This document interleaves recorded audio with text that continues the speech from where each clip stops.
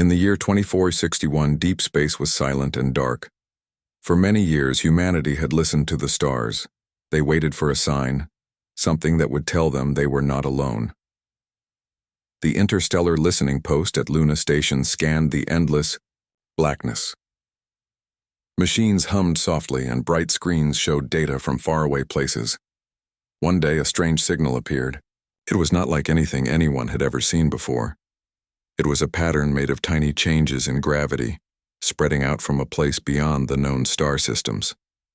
The signal came from the edge of the Oort expanse, a cold and empty part of space, where few ships ever traveled. Dr. Ayan Malik, a lead scientist at Luna Station, stared at the screen. The patterns pulsed rhythmically, almost like a heartbeat.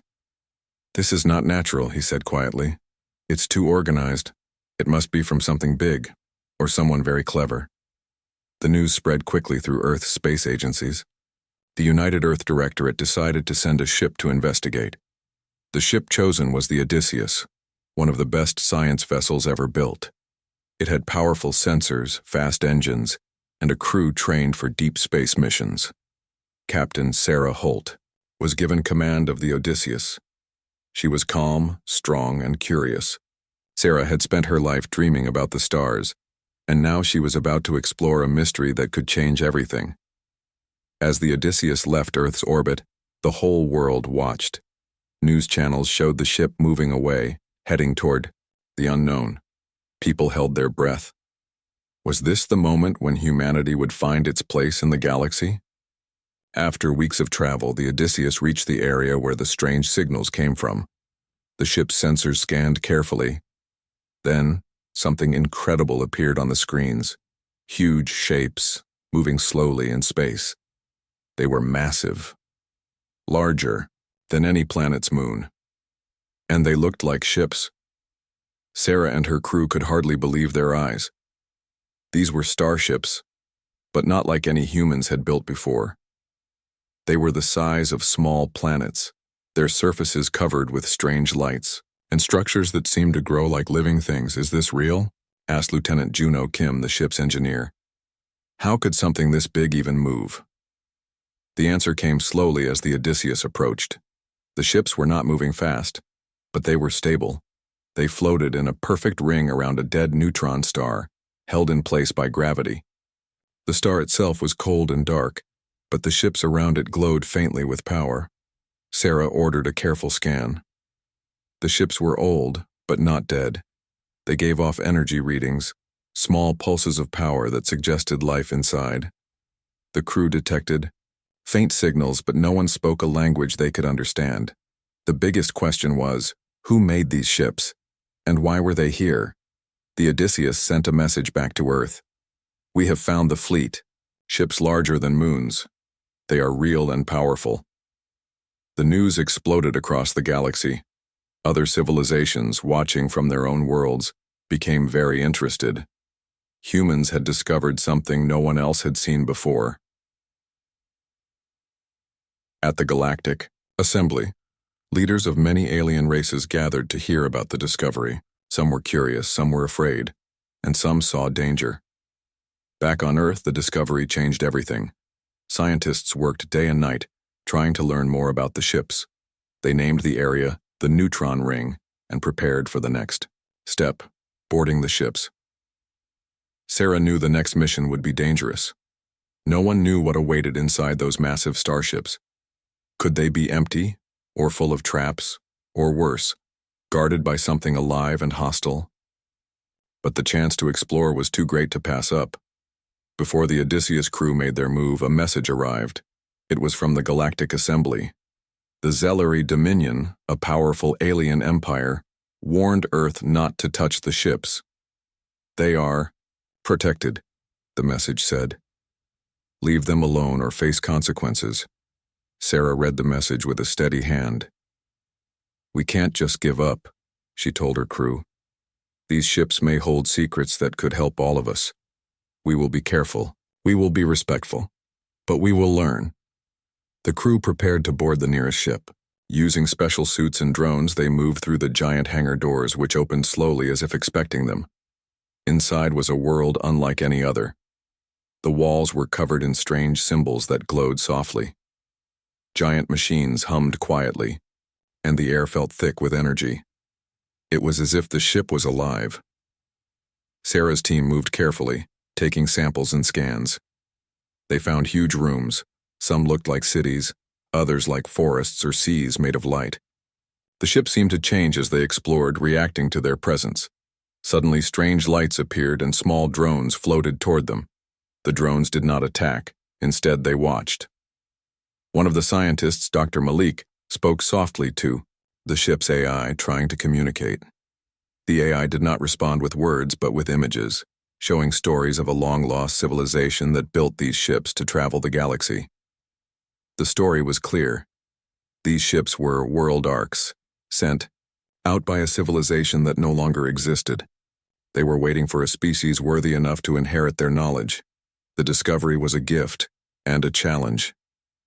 Back on Earth, the news spread like wildfire. People were amazed and proud. For the first time, humanity was at the center of a mystery that involved the whole galaxy. But not everyone was happy. The Zalari Dominion and other empires prepared their fleets, watching Earth closely.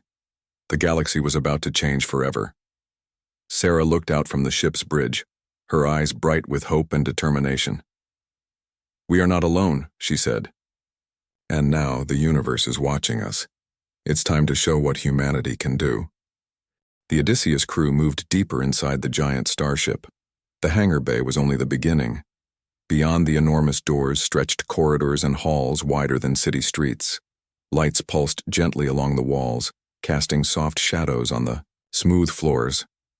Captain Sarah Holt led her team carefully. Every step they took echoed through the vast halls, reminding them how small they were inside this giant. The ship was like a sleeping giant, waiting to be awakened. Lieutenant Juno Kim studied the ship's systems on her tablet. "The power here isn't like anything we know," she said. "It's like the ship itself is alive, using energy in ways we can barely understand."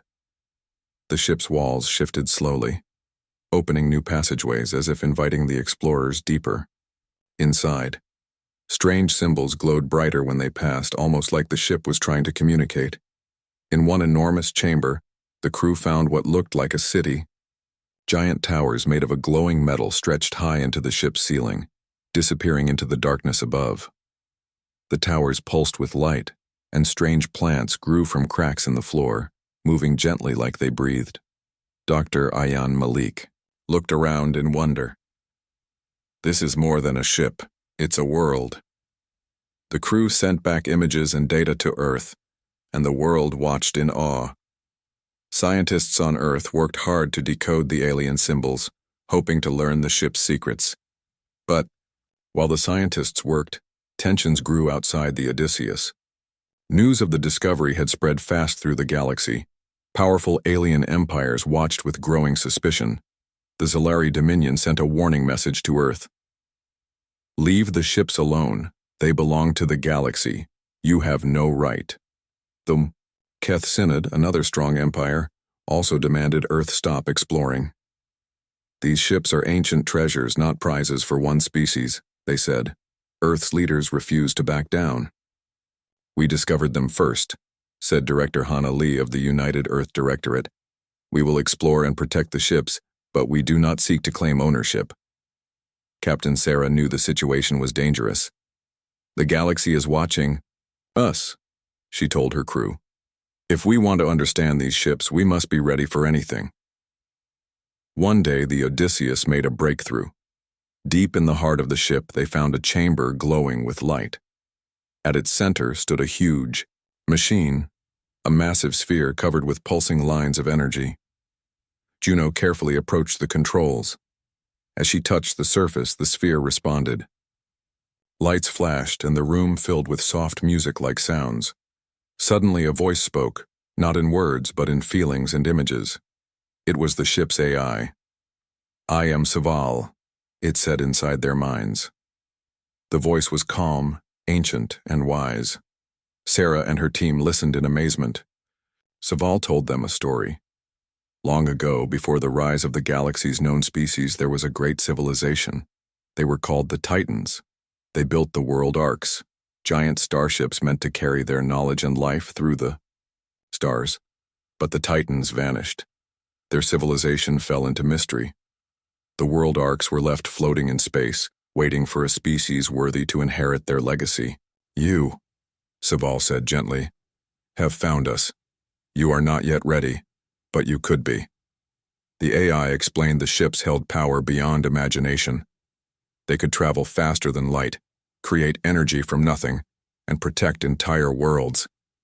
Sarah felt the weight of the words. Humanity had found a gift and a test. Back on Earth, the news of the AI's awakening spread. The world was divided. Some saw the ships as the future of humanity, a chance to rise among the stars. Others feared the power might bring war or disaster. Meanwhile, the galactic empires grew impatient. They moved their fleets closer to Sol, the home star of humanity. Their ships were armed and ready. Sarah knew war might come. But she also believed in humanity's strength, not just in weapons but in courage and heart. We will show the galaxy what it means to be human, she said quietly. We will protect these ships. We will learn from them. And we will prove we are worthy. Inside the ship, Saval offered help. I will teach you, the AI promised. Together we can unlock the secrets of the Titans. The Odysseus crew worked with Saval day and night. They learned to use the ship's systems. Slowly, the world Arc began to respond to human touch.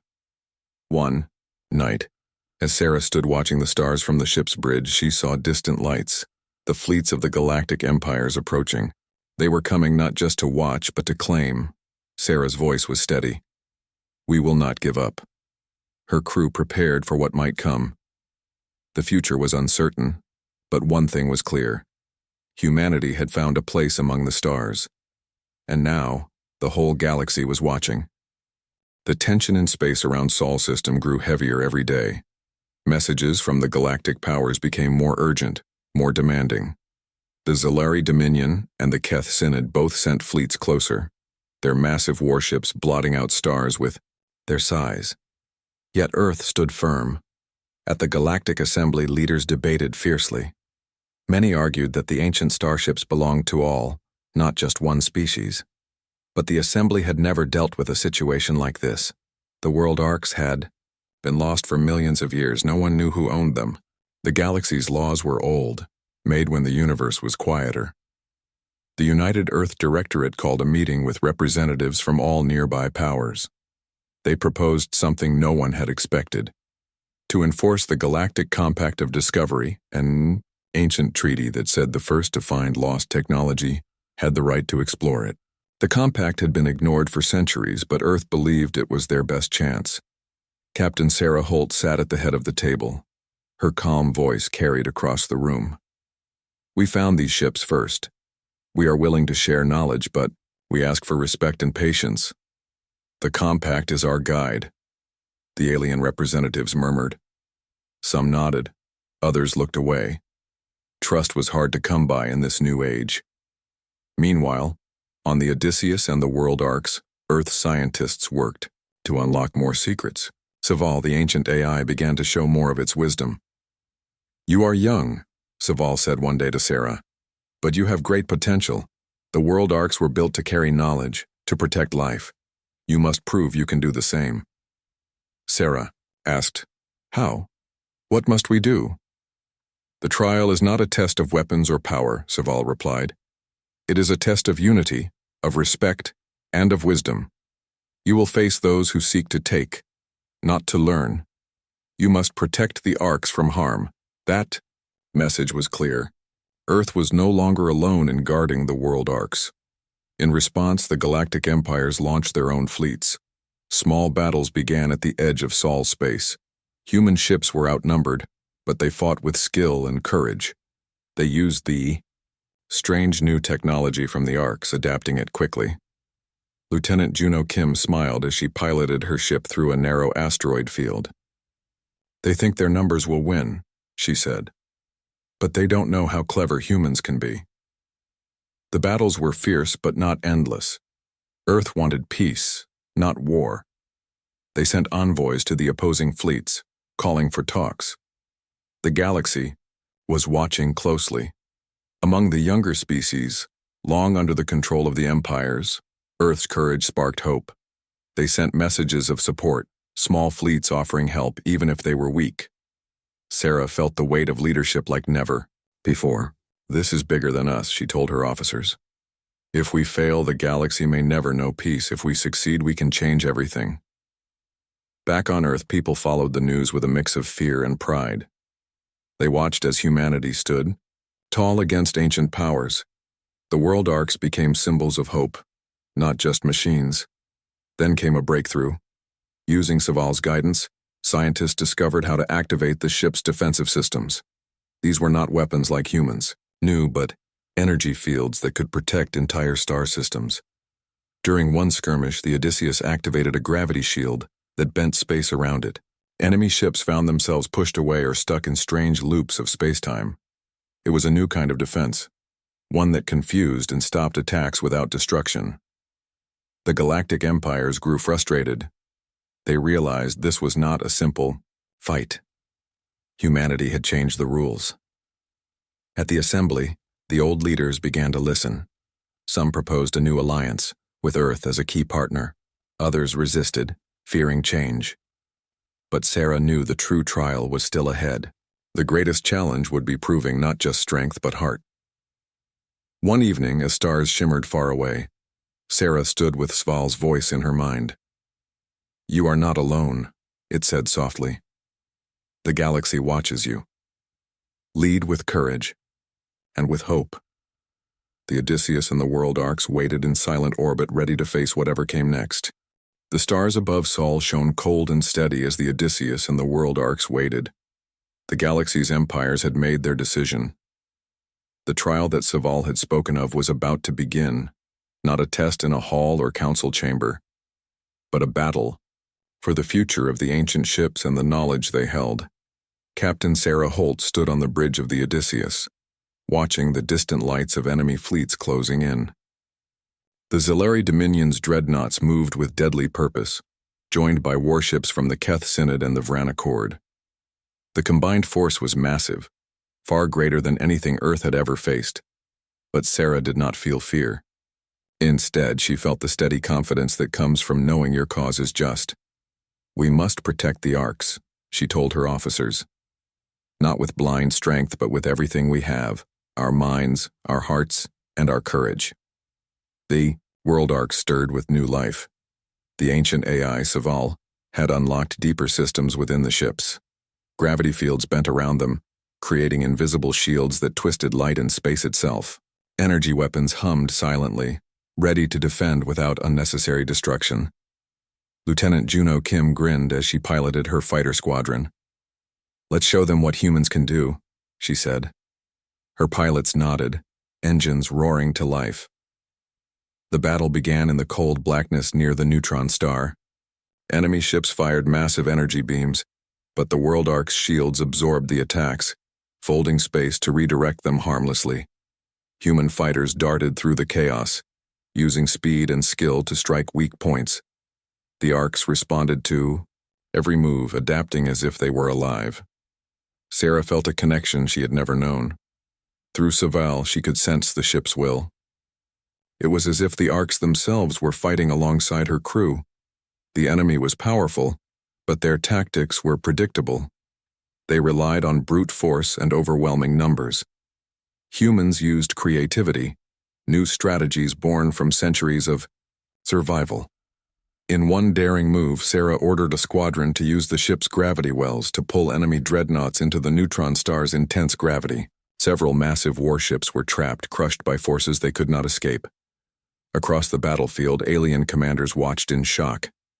They had underestimated humanity. But the fight was not just in space. A small team of Terran Marines boarded one of the enemy ships after disabling its shields. They moved swiftly, disabling weapons and gathering intelligence. Their courage inspired the fleet. Sarah knew this was more than a battle. It was a statement. Humanity was no longer a weak player in the galaxy. They were protectors of something great. As the battle raged, Messages from allied younger species arrived. Small fleets of fighters and cruisers joined Earth's side, tipping the balance. The enemy began to falter. Sarah spoke with calm authority. "Hold the line. Protect the Orcs." In the end, the enemy forces retreated. Their fleets scattered, back to their home systems, battered and confused. Victory was not easy, but it was real. Back on Earth, celebrations erupted. People cheered for the brave men and women who stood against impossible odds. The world Orcs were safe for now. Saval's voice returned, filled with pride. "You have passed the trial of strength and wisdom, but the journey is not over." Sarah smiled, feeling hope bloom in her heart. "We will be ready." The galaxy watched, no longer with fear or suspicion, but with respect. Humanity had proven it was worthy. The trial had changed everything. The stars twinkled above as the Earth fleet and their newfound allies prepared for the final battle. News had spread across the galaxy. Humanity was no longer just explorers or defenders. They were now the protectors of the world Orcs, the ancient ships of the Titans. But the galactic powers who had once threatened them were not ready to give up. A massive coalition fleet had gathered, larger and more powerful than anything the galaxy had ever seen. Captain Sarah Holt stood on the bridge of the Odysseus, her eyes steady as she watched the approaching enemy fleet. The sheer size of it was staggering. Thousands of ships, from small fighters to enormous dreadnoughts, all moving with one purpose: to take the Orcs by force. But Sarah felt no fear. She knew humanity had grown stronger and smarter. They had learned from the Titans and from their own struggles. The world Orcs were no longer silent giants. They were alive and ready to fight. "Sarah, all systems are operational," Lieutenant Juno Kim reported. "The Orcs' defenses are fully online. Gravity fields, energy shields, and the new weapons are working perfectly." "Good," Sarah replied. "Prepare the fleet. We fight not just for ourselves, but for the future of every living being in this galaxy." The battle began with a roar as the coalition fleet launched its first wave of attacks.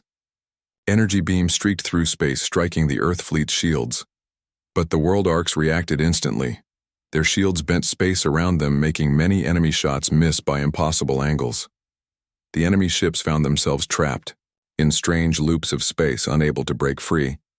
Human fighters darted through the chaos, using speed and skill to outmaneuver their foes. The Orcs' energy weapons struck with deadly precision, disabling key enemy ships without destroying entire fleets. In the thick of battle, Captain Sarah linked her mind to Saval, the AI of the world Orcs. It was an intense connection, almost overwhelming. She could feel the ship's ancient memories, its hopes and fears, and its strength. "Focus," Saval whispered in her mind. "Together, we can do this." With a surge of power, Sarah directed the Orcs to fold space, repositioning entire squadrons and confusing the enemy. The coalition's formation broke apart, their attacks losing coordination. But the cost was high. Some pilots pushed too far, their minds strained by the connection to the ships. Not all would return. The battle reached its peak near the dead neutron star. The Orcs used gravity wells to pull enemy dreadnoughts into deadly orbits. Several massive ships were crushed or stranded, unable to escape the crushing gravity. Suddenly, reinforcements arrived. Ships from freed younger species, inspired by humanity's courage, joined the fight. They piloted arc-aligned vessels using technology gifted by Saval to protect the fleet. The enemy coalition faltered. Their attacks slowed, then stopped. With a final united push, the Earth fleet and its allies forced the coalition to retreat. The sky shattered with light, not from destruction but from the awakening of a new era. Sarah breathed deeply, exhausted but proud. "We did it," she said softly. "We protected the future." Back on Earth, celebrations were massive. People from every nation and culture cheered for the heroes of space. The world Orcs were safe, and humanity had earned its place in the galaxy. Saval's voice returned, calm and steady. "You have faced the impossible and emerged stronger. You are no longer just survivors. You are heirs." Sarah smiled, knowing the greatest challenges still lay ahead. But for the first time, hope was real. The galaxy watched, ready to follow humanity into the light of a new dawn. The battle was over, and the stars around Sol shone bright and calm once more. The great fleet that had threatened Earth and the world arcs had retreated, broken, and defeated. For the first time in history, humanity stood not as a small player, but as a leader among the stars. Captain Sarah Holt stood on the bridge of the Odysseus, looking out at the vastness of space. The world arcs, those enormous starships that had once seemed impossible to understand, now hummed with life. They responded, to human touch, to human thought. The ancient AI, Saval, had become more than just a machine. It was a partner, a guide. On Earth, celebrations filled the streets. Nations joined together in joy and hope, united by a new sense of purpose. People no longer saw themselves as isolated or weak. They had discovered something greater, a connection to the galaxy, to the past, and to the future. At the Galactic Assembly, the mood had changed. Old rivalries softened as leaders recognized humanity's strength and wisdom.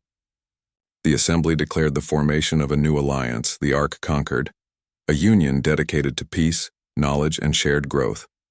Sarah attended the first meeting of the Ark Conquered.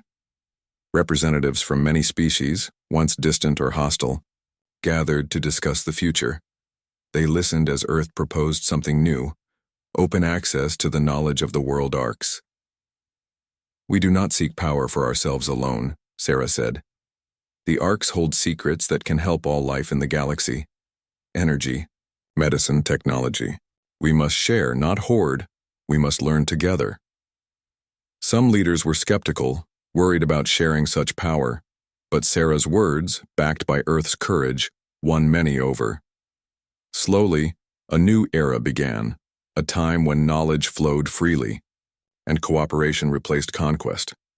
Back on the Odysseus, Sarah walked the great halls of the Ark alongside Saval. The AI's voice filled her mind gently. "You asked why the Titans chose you," Saval said. "They saw your flaws, your fears, your failures. But they also saw your hope, your creativity, and your willingness to try." Sarah smiled. "We are far from perfect, but we keep moving forward." "Yes," Saval replied. "That is what makes you worthy." The world arcs began to transform. Their vast chambers became schools, laboratories, and homes for explorers and students from many worlds. The technology they shared healed sick planets, powered cities, and connected distant worlds with new kinds of communication. Humanity became the teachers and guardians of this new age. The galaxy watched and learned. One evening, as stars twinkled, softly Sarah stood on a balcony overlooking a garden inside the Ark, a garden that glowed with alien plants and soft lights.